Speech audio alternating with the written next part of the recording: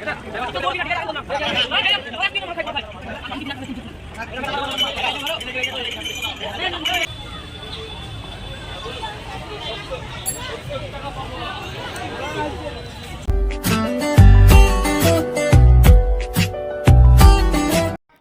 Everyone, তোমরা সব কেমন আছো? আশা করি ভালো আছো। তো আমার নতুন ব্লগে ওয়েলকাম আর অনেক অনেক ভালোবাসা। তো আমরা 3 বোন ভাই মিলে বেরিয়ে পড়েছি আজকে, যেহেতু শিবরাত্রি পুজো।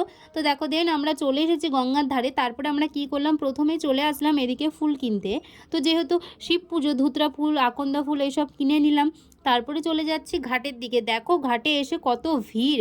আজকে যেহেতু শিবরাত্রি, ভিড় তো হওয়ারই কথা, তাই না?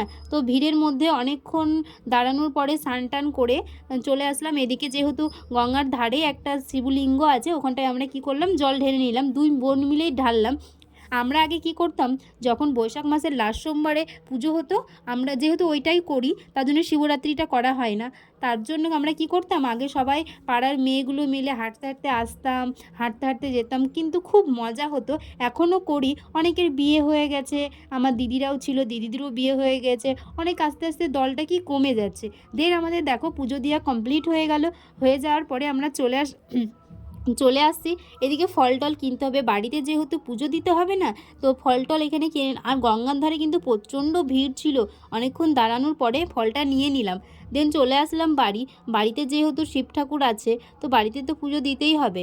দেখো এখানটায় গুছিয়ে টুছিয়ে নিচ্ছি, তো পুজোর জন্য রেডি করছি আর কি। ছোটোবেলায় আগে কি করতাম, প্রত্যেক দিন ঠাকুরের জন্য ফুল তুলতে, ভোরবেলায় ফুল তুলতে চলে যেতাম। সব পাড়ার মেয়েগুলোকে ডাকতাম, এই যাবি ওই যাবি বলে ডাকতাম, আর ফুল তুলতে যেতাম। অনেক দূর দূর ফুল তুলতে চলে যেতাম, এসে পুজো দিতাম, দিয়ে স্কুল যেতাম। যখন বয়সের সাথে সাথে না অনেক কিছুই চেঞ্জ হয়ে যায়। তারপরে সন্ধে হলেই না সন্ধে দিতে শুরু করতাম, শাড়ি পরতাম, এরকম আর কি করতাম। বড় হওয়ার পরে যখনই মারা বলে যে সন্ধ্যা দে, তখন বলতাম আর পারবো না, কুড়ামো। আমার মতো কে কে আছে তোমরা অবশ্যই কমেন্ট করে জানাবে।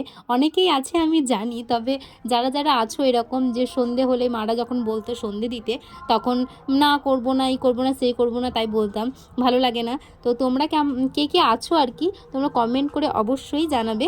তো ভিডিওটা এই পর্যন্তই। তোমাদের যদি ভালো লেগে থাকে লাইক, কমেন্ট, শেয়ার আর সাবস্ক্রাইব করে দিও। তো অন্য কোনো ব্লগে আবার তোমাদের সাথে দেখা হচ্ছে। যারা শিবরাত্রি করছে তাদের জন্য রইল অনেক ভালোবাসা।